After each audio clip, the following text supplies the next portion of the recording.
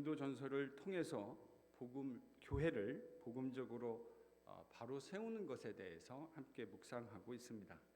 우리가 그렇게 하는 이유, 고린도전서에서 바울이 그와 같은 일을 하려고 시도했기 때문입니다. 우리가 함께 묵상하고 있는 고린도전서에 반영되어져 있는 고린도 교회는 문제가 참 여러 가지였죠. 저희들이 지금 검토한 것만 해도 지금 한 대여섯 가지를 같이 고린도 교회 문제를 검토했습니다. 근데 바울 사도가 세운 교회에 이런 문제가 많이 있었다 하는 것이 어떤 면에서는 도리어 우리에게 역설적으로 위로가 되는 면이 있습니다. 바울 사도가 교회를 세웠는데도 이렇게 교회에 어려움들이 많이 있었고 문제가 있었으니 이게 우리에게 위로되는 면이 있다 생각할 수 있지 않겠습니까? 우리만 문제 가지고 있는 게 아닐 수 있으니까요. 제가 많은 교회를 경험한 건 아니지만 정말 문제 없는 교회는 단 한 군데도 없습니다. 교회가 사람들로 모였는데 문제가 없는 교회는 없어요. 그런데 여기서 위안을 받고 멈춰서면 저는 안 되겠다 그런 생각도 동시에 합니다. 왜냐하면 고린도전서는 교회와 신앙에 대해서 순진하고 낙관적인 접근을 허락하지 않기 때문입니다. 그런 문제 있지만 그런 문제에 대해서 바울 사도가 어떻게 복음적인 대안을 제시했는가, 이것을 묵상하는 것이 우리한테 참 중요하다 이렇게 생각할 수 있을 것 같아요. 어떤 의미에서 그러냐면 여러분 학창 시절에 오답 노트 써보셨어요? 저는 수학 시간에 수학 시험을 보고 이제 틀린 게 있잖아요. 그러면 그 노트에다가 제가 틀린 거를 문제를 다시 썼어요. 문제부터. 그래서 내가 뭐를 틀렸는지를 다시 풀어본 거죠. 그러면요, 어떤 혜택이 있냐면 적어도 똑같은 유형의 문제를 다시 틀릴 수 있는 확률이 현저하게 낮아집니다. 시험 끝났어 하고 집어 던지면 똑같은 문제 또 틀릴 수 있는데요, 오답 노트를 써보면 내가 예전에 틀렸던 문제에 자주 틀리지 않는다라는 사실을 발견하게 되더라고요. 사실 고린도전서는 어떤 의미에서 영적인 오답 노트입니다. 왜 고린도 교회가 그렇게 됐는지에 대해서 바울 사도가 이야기하고 어떤 부분을 다시금 생각해야 하는지에 대해서 성찰해 볼 수 있게 만들기 때문입니다. 오늘 12장에 보면요, 고린도 교회가 가지고 있는 또 하나의 문제가 등장합니다. 그건 은사와 관련된 문제였어요. 사실 표면적으로 보면 은사가 이슈이기는 했지만 내면적인, 그러니까 서피스 레벨을 넘어서서 진짜 그 안에 들어가면 진짜 문제는 고린도 교회가 가지고 있었던 영적인 중병과 연관되어져 있습니다. 여러분, 제가 고린도 전서를 읽는 키워드가 뭐라고 말씀드렸는지 기억하세요? 고린도 교회. 무슨 교회라고 그랬죠? 문제 많은 교회. 문제 많습니다. 고린도 교회는 자랑의 교회였습니다. 무슨 교회였다고요? 자랑의 교회. 여러분, 고린도 전서를 읽는 키워드는 자랑이에요. 고린도 교회는 자랑의 교회였어요.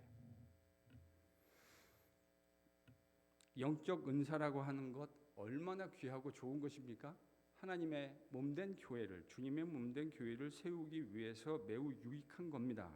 그런데 고린도 교회 성도들은 하나님이 허락하신 영적인 은사마저도 자랑거리 중에 하나로 전락시켜 버렸습니다. 기가 막힐 노릇입니다. 하나님이 교회를 아름답게 잘 세우라고 성도 한 사람 한 사람에게 준 은사들을 자랑거리로 전락시켜 버렸어요. 영적 은사들 가운데 어떤 것은 다른 것보다 더 가치가 있는 것이고 중요한 은사라고 생각했던 것 같습니다. 특별히 고린도 교회 성도들은 방언이라고 하는 은사를 유독 귀하게 생각했던 것 같습니다. 근데 자랑이라고 하는 이 영적 질병을 가지고 있던 고린도 교회 성도들에게 이러한 신비한 은사는 자랑거리의 방편으로 전락되었어요. 아마 상황은 이런 모습이었을 겁니다.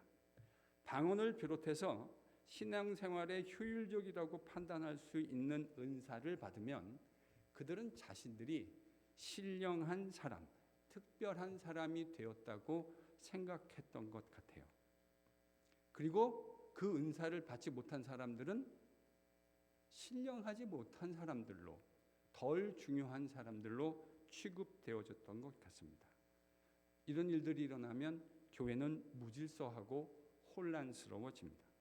그들은 자신들이 신령한 사람들이라고 생각했고 그런 은사를 같이 공유하지 못한, 방언받지 못한 성도들은 신령하지 못하다고 생각한 것 같아요. 자, 그러면 이런 일들이 일어나면 교회는 어떻게 될까요? 교회는 나뉩니다. 신령한 은사를 같이 공유할 수 있는 사람과 그 신령한 은사를 공유할 수 없는 사람들로 나뉘게 되는 거죠. 바울은 이런 고린도 교회 성도들의 착각에 대해서 복음적 진리가 무엇이었는지를 다시금 환기시켜 줍니다. 여러분 이거 계속 같은 패턴이 반복되고 있는 것을 느끼시죠? 바울은 복음적 진리에 떠나서 자기 마음대로 착각하고 자기 마음대로 교회를 세울 수 있다고 생각하는 고린도 교인들에게 진짜 교회를 바로 세우는 방법이 무엇인지를 늘 복음과 복음적 원리가 무엇인지를 환기시키는 것을 통해서 세워가고 있어요. 그 얘기를요. 오늘 본문에는 제가 슬라이드는 너무 길어서 안 보여드렸지만 성경을 좀 펴보세요. 고린도전서 12장 같은 본문입니다. 1절에서 3절 이런 엄청난 착각, 은사 받은 사람, 방언하는 사람은 신령한 사람이고 그렇지 않은 사람들은 신령하지 않다고 착각하고 있는 고린도 교인들에게 바울이 뭐라고 말하는가? 누가 신령한 사람이라고 얘기하는가? 1절에서 3절을 같이 읽습니다. 시작.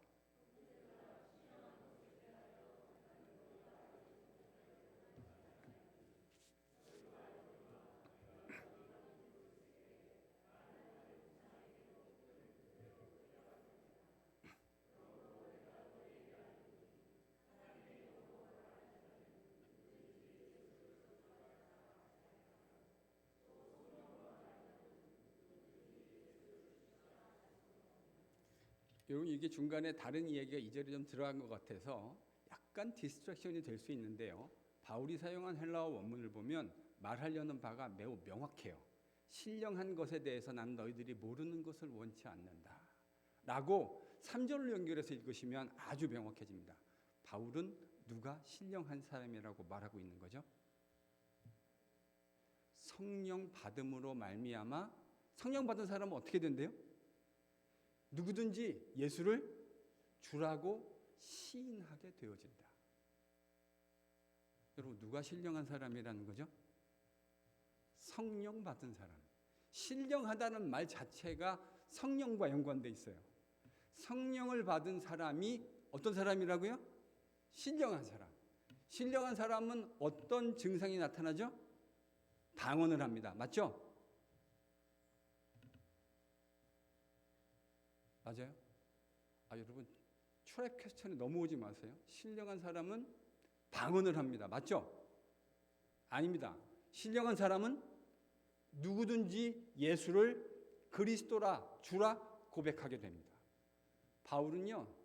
니들이 착각하고 있는 신령하다는 것에 대해서 도대체 신령함이 뭔지를 알고 있느냐라고 도전하고 있는 겁니다. 성령 받아 예수님을 구주로 고백하는 모든 성도들은 다 신령한 사람입니다. 아멘. 여러분 성령 받음이 신령한 것이고요. 성령 받은 사람의 현저한 특징은 방언으로 나타나는 것이 아니에요.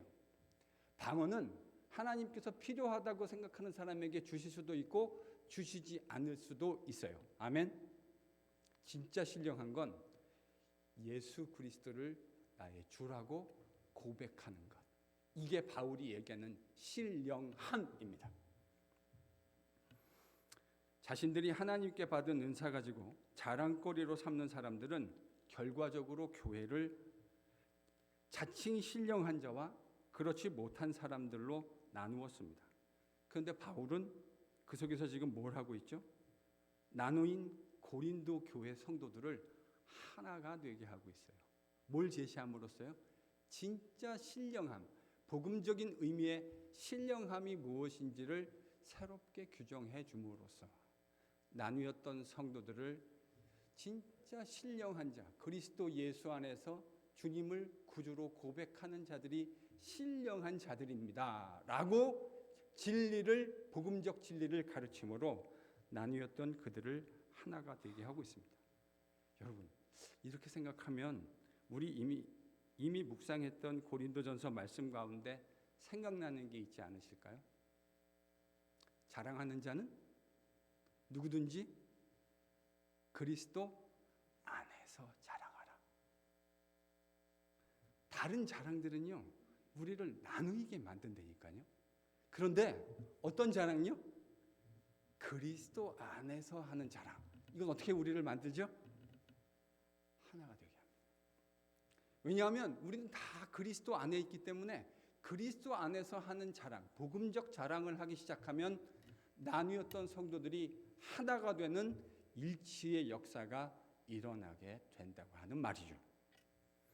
바울은 고린도 교회 성도들 모두를 하나로 만드는 그리스도 안에 있는 자랑, 그가 1장 31절에서 했던 바로 그 이야기, 그 원리를 고린도전서 12장 1절과 3절에서 이야기하고 있는 것입니다. 바울은 고린도 교회 성도들이 놓치고 있었던 복음적 원리를 계속해서 설명해 나갑니다. 그것은 매우 단순하면서도 명쾌했어요. 무엇입니까? 12절에서 14절. 본문 12절에서 14절 다 같이 읽겠습니다. 시작.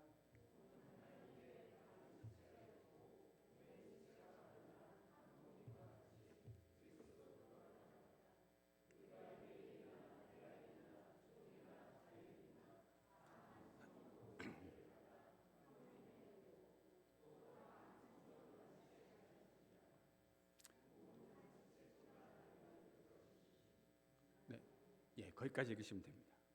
바울은 본문에서요, 교회가 어떤 것인지, 교회가 무엇인지를 이야기합니다. 교회가 여러 지체를 가진 한 몸으로 구성되어져 있다. 그러니까 지체는 여럿이지만 결국은 그 지체들이 모여서 뭘 이룬다고요?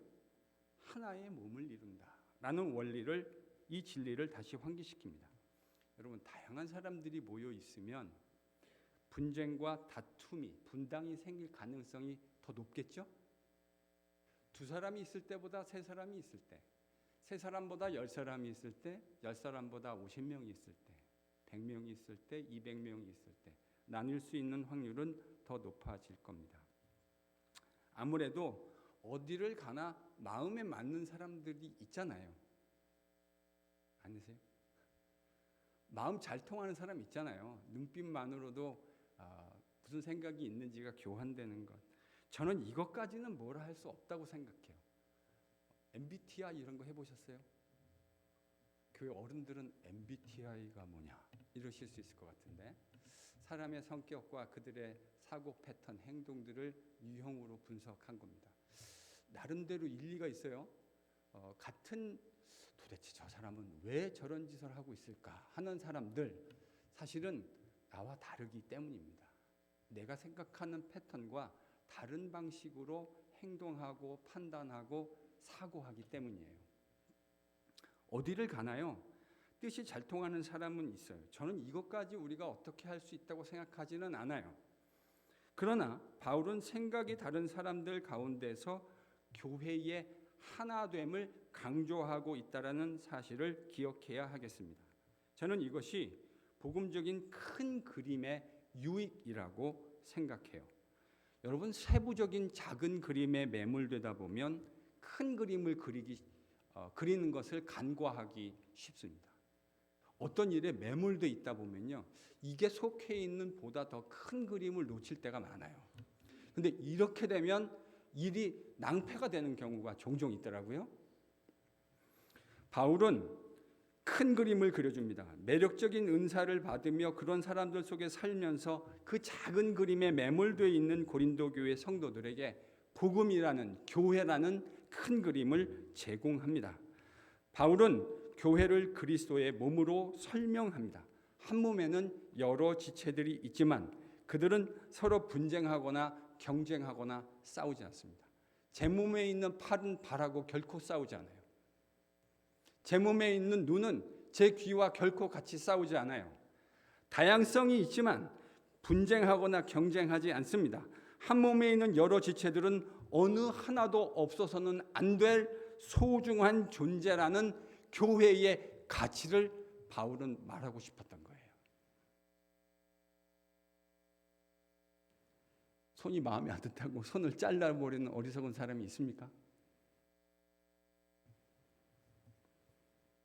여러분, 이 사실을 인정하는 것이 교회의 하나됨에 있어서 꼭 필요한 일이라는 사실을 이 예배 자리에서 기억하는 저와 여러분 될 수 있기를 축원합니다. 나와 생각이 다른 사람은 불필요한 사람이 아니에요. 나와 생각이 달라도 그는 우리 교회에 꼭 함께 있어야 할 그리스도 예수의 지체라고 하는 복음적 시각, 우리가요 반드시 회복해내야 될 줄로 믿습니다. 그는 나랑 생각하는 모습은 좀 달라도 나랑 함께 주님의 몸을 이루어야 할 주님의 사랑받은 소중한 지체입니다. 그러므로 교회 안의 구성원의 다양성, 은사의 다양성은 불필요한 것이 아니에요. 똑같은 사람들만 있으면 오히려 불편해요. 교회의 진정한 교회됨을 못 이룰 확률이 높아요. 주님은 그걸 다 아시고 우리를 하나의 교회로 불러주신 거예요. 그래서 완전한 주님의 몸을 이루기 위해서 나와 다른 사람들이 꼭 필요하다라는 사실을 인정할 수 있는 것으로부터 진정한 교회됨의 시작은 시작되는 거예요. 그렇다면 다양한 사람들을 하나로 묶어주는 교회의 통일성을 무엇을 통해 발견할 수 있을까? 오늘 본문 13절에서 바울이 뭐라고 이야기했습니까? 우리를 하나로 묶어주는 그 통일성, 뭐에서 찾을 수 있죠? 성령입니다. 우린 뭐 받은 사람들이죠? 성령 받은 사람들입니다. 방언은 못하는데요? 신유의 은사 없는데요? 바울이 1절에서 3절에서 뭐라고 그랬죠? 성령 받음의 가장 현저한 특징? 예수를 주라 시인하게 됩니다. 성령이 아니고서는 예수님을 주라 시인할 수 있는 사람이 없어요. 이게 성경의 진리예요.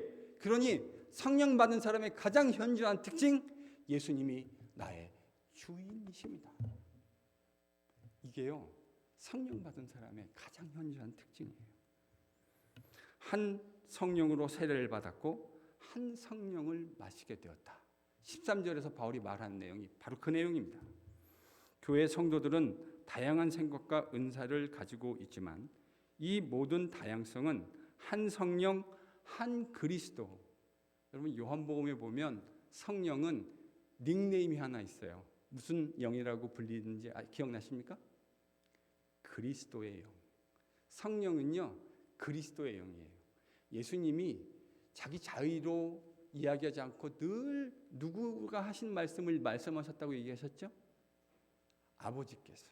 아버지와 항상 교제하시는 주님은 아버지가 우리 주님께 들려주신 그 이야기를 제자들에게 늘 하셨어요. 나는 내 자의로 말하지 아니하노라.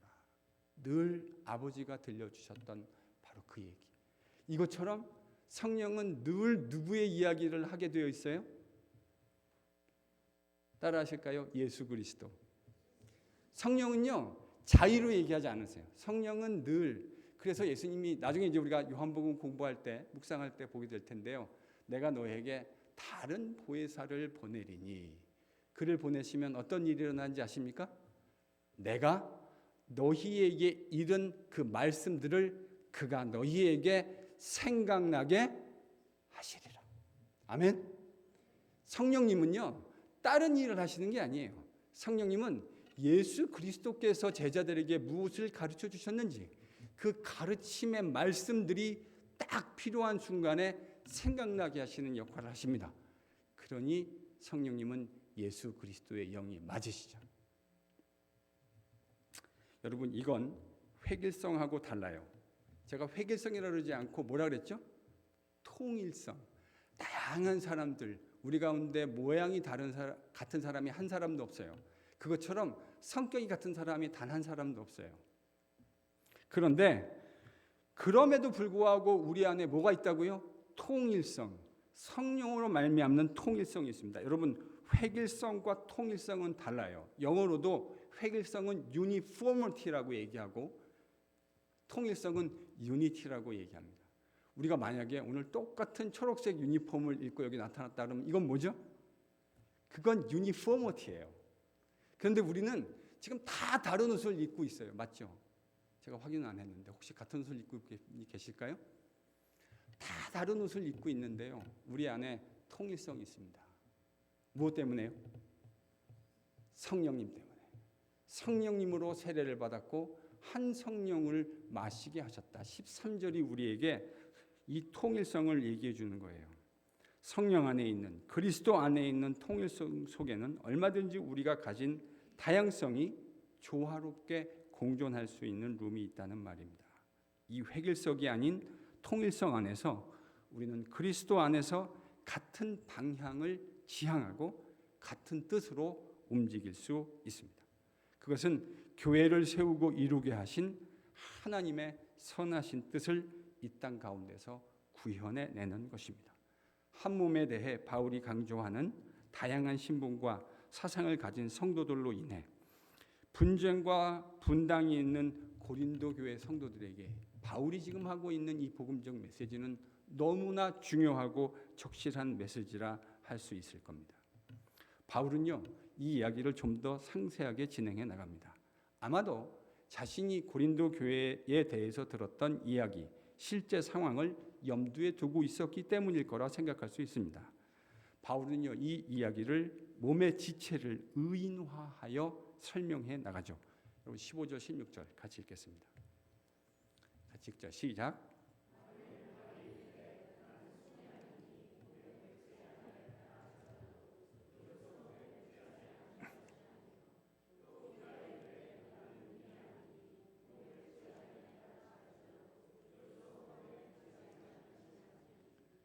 여러분, 이 짧은 구절에 대해서 신약학자들이 어떻게 주석을 하고 있냐면요. 여기 지금 4개의 지체가 나오죠. 뭐가 나옵니까? 발, 손, 귀, 눈. 자, 이 지체 중에 덜 중요하다고 바울이 지금 이 본문에서 얘기하는 건 어떤 지체일까요? 발, 또요? 귀. 그렇죠? 발, 귀. 더 중요하다 생각되는 지체는요? 손, 눈. 신약학자들이 뭐라 그러냐면요, 여기 지금 덜 중요하다고 취급되고 있는 지체, 즉 발과 귀는 자신들이 고린도 교회에서 은사를 가지고 소중하게 생각되어지는, 여러분 교회도 그렇잖아요.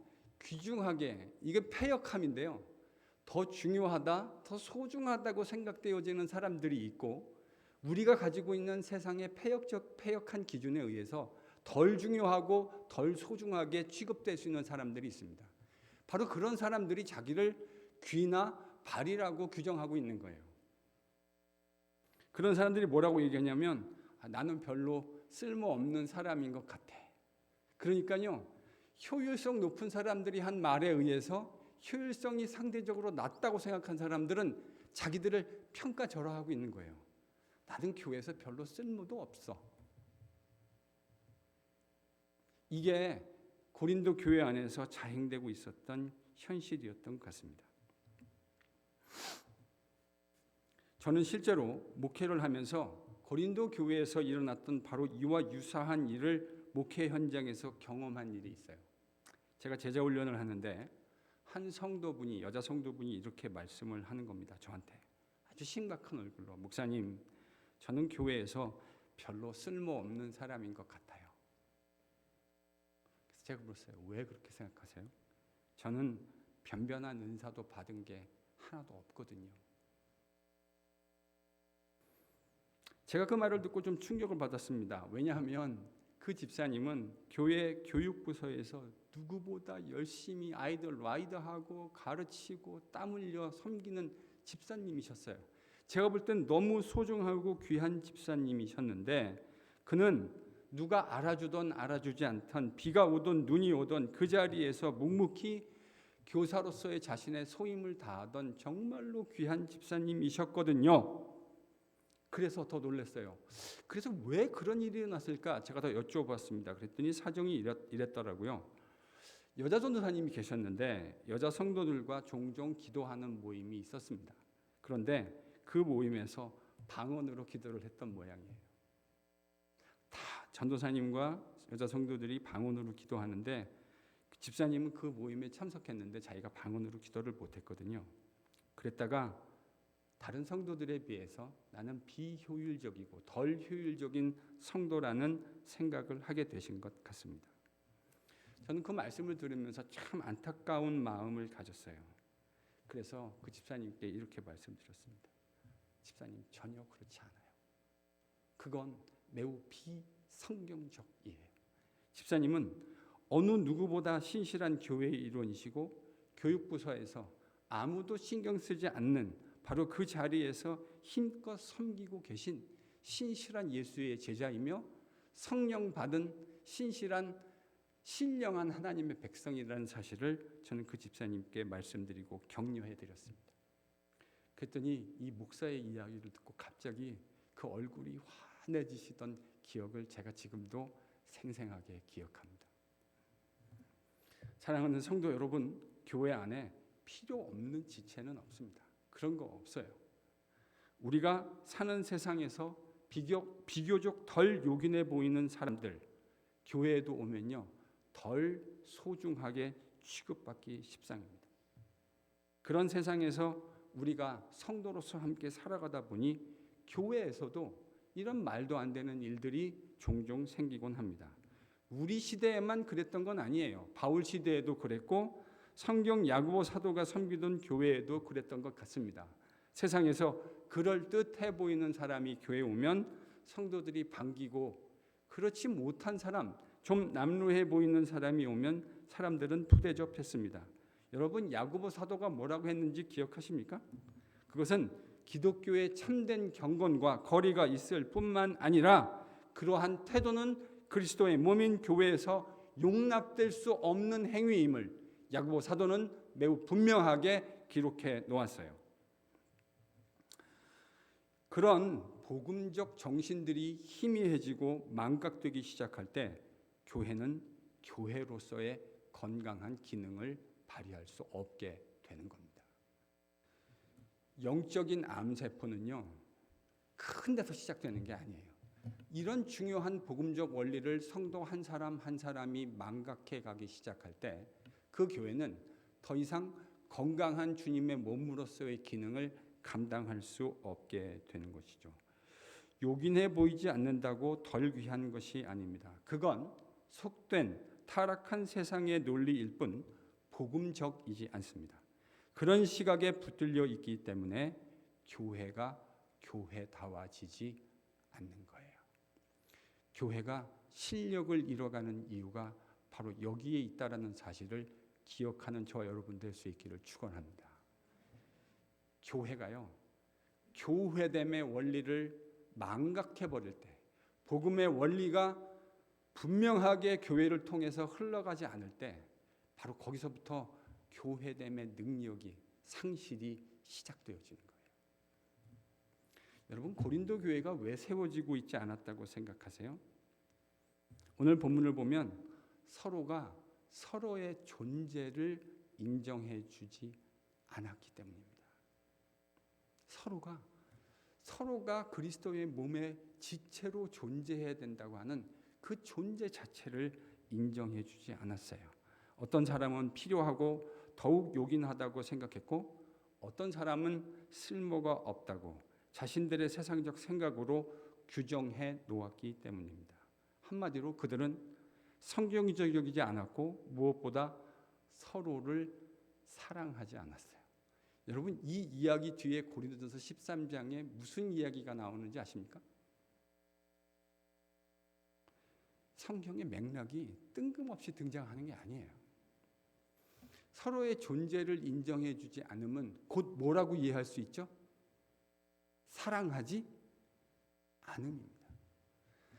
상대방이 존재해야 된다를 인정해 주는 것부터 사랑은 시작되어지는 거예요. 내가 소중히 여김을 받기를 원하는 만큼 저 사람도 주님이 사랑하시는 소중한 사람이라는 사실을 인정해 주는 것.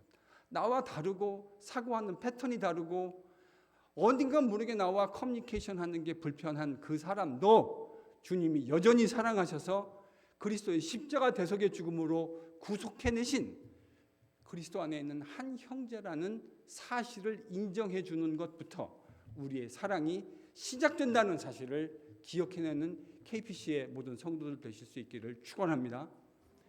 우리가요, 이 아름다운 백합향기 내는 그런 그리스도의 제자가 되려면 상대방의 존재를 인정해 주는 것부터 시작해야 됩니다. 그것이 곧 사랑입니다. 13장에 바울이 사랑에 대해서 이야기하는 것이 우연이 아니에요. 교회라는 공동체는 머리이신 주님과 함께하는 주님의 몸입니다. 하나님께서 각 지체를 하나님의 선하신 뜻 가운데 교회에 허락하셨어요. 누가 허락하셨다고요? 하나님께서, 주님께서 허락하셨습니다. 주님의 부르심을 입어 서로 사랑하라고 부르신 겁니다. 그런데 지체가 주인의 뜻을 무시하고 자신의 마음대로 효율성을 가지고 지체를 무시합니다. 이것은 어리석은 일이고 안타까운 일입니다. 자신이 누구인지 망각하고 있는 일이에요. 하나님처럼 생각하고 하나님처럼 말하고 있는 거예요.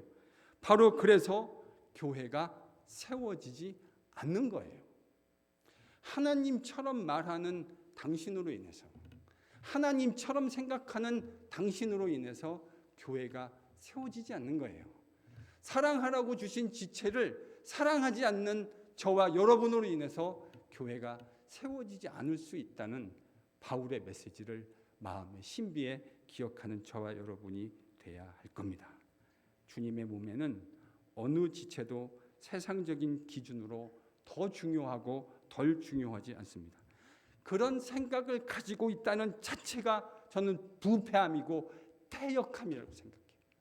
주님이 제일 싫어하시는 게 바로 그런 거예요. 하나님처럼 생각하는 것. 하나님이 어떻게 복음적으로 규정해 놓는 것 관심 없이 내 마음대로 행하는 것. 내가 하고 싶은 대로 내 소견과 소욕에 오른 대로 행동하고 사고하고 그 패턴 따라 행동하는 것. 여러분, 그게 바로 패역함이에요. 교회가 되려면요, 그 패역함을 극복해야 됩니다. 아멘. 그걸 극복해야 돼요. 그 패역함이 얼마든지 내 안에서 용솟음 칠 수 있다는 사실을 인정해야 돼요. 그래서 날마다 주님과 동행하셔야 돼요. 주님의 말씀으로 내 마음의 동기가 무엇인지, 그 말씀으로 내가 생각하는 것이 과연 복음적인 것인지를 날마다 점검하셔야 돼요. 여러분, 한 일주일만 예배하지 않고 성경 안 읽고 한번 살아보세요. 한 달만 그렇게 살아보세요. 저와 여러분이 예수를 믿는 사람인지 믿지 않는 사람인지 가늠하지 못하는 순간이 오게 될 거예요. 이게 우리들이라는 사실을 오늘 이 고린도전서의 말씀을 통해서 기억해내야 할 줄로 믿습니다. 그 복음적 시각 그리고 사랑을 회복할 때 고린도 교회는요, 다시 세워지게 될 겁니다. 아멘. 그걸 회복해야 되는 거예요. 그거 복음의 에센스. 주변에 있는 거 말고 진짜 중요한 게 뭔지를 이 복음적 시각 앞에서 스스로 돌아보고 주님이 원하시는 그 복음적 시각, 그 사랑을 회복해낼 때 고린도 교회는 세워지게 될 거고, 우리 KPC도 건강한 이 백합 향기 나는 것과 마찬가지로 진짜 아름다운 예수 그리스도의 향기 나는 교회로 멋지게 세워지게 될 줄로 믿습니다.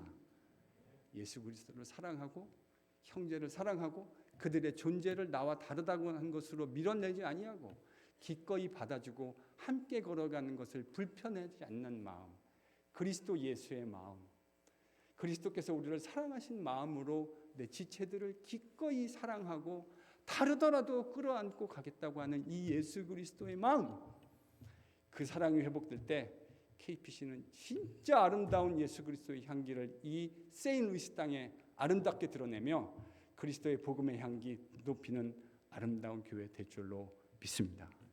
우리 그런 교회를 만들어 가십시다. 같이 기도하죠. 사랑하는 주님, 바울이